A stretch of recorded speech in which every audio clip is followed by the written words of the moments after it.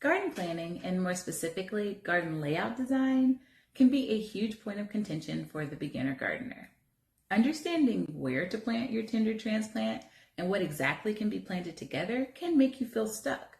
So in this episode, I'm going to share 8 tips and hacks that I use in my own garden to get the best results for a successful garden season. Welcome to the Garden Things with Friends podcast. We're here to show that building a thriving garden is possible for everyone, even those with busy schedules and long to-do lists. I'm Ashley, your host, and 2 years ago, I turned my garden dreams into reality in my suburban backyard. Through trial and error over the next 2 seasons, I've created a thriving garden that I absolutely love. My goal is to inspire you to create your dream garden too. So let's grow together. Hey y'all, and welcome to the podcast. Today, I want to share a few tips that I wish I knew as a beginner gardener that I swear by now that I'm further along in my gardening journey. These tips are all really easy tweaks you can make in the layout of your own gardens to enjoy bountiful harvest. I'm going to pack this episode with lots of useful information, so make sure you've got your pen and paper for quick notes. And I encourage you to check out the transcript on our blog, as it'll include links to additional posts and videos that can go deeper into each topic we'll discuss. So let's jump right in. So the first tip for planning your garden layout is to know your sun exposure and shade levels in your garden. Plants thrive with sunlight, water, and nutrient-rich soil. The sunlight of our garden can't be helped, but knowing the trajectory of the sun in your growing space can help you to better plan the location of each crop. As far as plant requirements go, leafy greens like lettuce, spinach, and kale do well in partial sun. Root vegetables can tolerate some shade. Fruiting plants thrive in full sun. This is going to be 6 to 8 hours daily, so aim for a location that receives at least this amount of sunlight. You can evaluate sun exposure by using shade mapping or various tools online like Find My Shadow. Keep in mind the varying sunlight qualities in different regions, so northern areas might face shade challenges, while southern regions can benefit from partial shade gardens. The second tip for planning out your garden layout is to use succession planting. Succession planting is the practice of continually planting new crops throughout the growing season to extend your harvest. And this is especially useful for fast-growing vegetables like lettuce, radishes, and green beans. You'll want to mark your calendar with the average last frost date in your area so that you know when it's safe to plant cold-sensitive plants. And keep in mind that this can vary from year to year, so it's important to continually check. Additionally, you can use a planting schedule to know exactly when each type of plant can go out and plan ahead for when to start each crop and when to transplant into the garden. Another great way to maximize space in your garden layout is to use companion planting. There's so many benefits to companion planting in the garden. In fact, we covered 3 episodes on companion planting alone, which I'll link below. But some of the ways that companion planting can help your layout are that companion planting is going to help to maximize space and yield, and it's a great way for organic pest control. It also helps with nutrient optimization through the process of nutrient cycling. Now, it's important to research which plants work well together before planting. You can also find some really great companion planting charts online or create your own using the information you've gathered. Our next garden layout hack is to use square foot method of gardening. This gardening method is all about maximizing space and reducing waste by planting crops in specific square foot sections. This method works especially well for small gardens or raised bed gardens. You can easily create a garden grid system using twine, string, or wooden stakes to section off your garden bed into square feet, and then follow the recommended plant spacing for each crop and plan accordingly.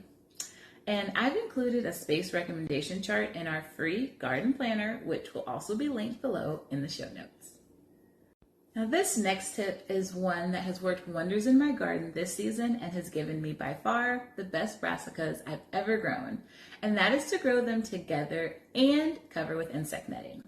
Last year, when I planted my fall crops of broccoli, cauliflower, and cabbage, my plants did well until the cabbage moth found them and demolished them. This year, I covered with insect netting before they had a chance to come out of hibernation. I also plan to do this with my squash and just do a lot of hand pollinating. I'll be keeping you all updated on the progress. Tip number 6 is to plan your garden beds with the height of your crops in mind. If you're planting a bed full of crops that need full sun, then you don't want to plant crops that will shade them out to the south. And here's an example of what you want to do.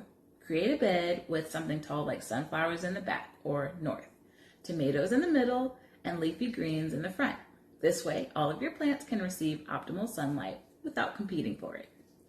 And the best part of this sort of planting is when it gets really warm in the summer, you can interplant your lettuce between tomatoes or sunflowers or something tall and use the shade that these crops bring to extend your leafy green harvest. Tip number 7 is all about watering, which is one of the most important aspects of success when it comes to gardening. So when you're planning your garden layout, make sure to also consider irrigation.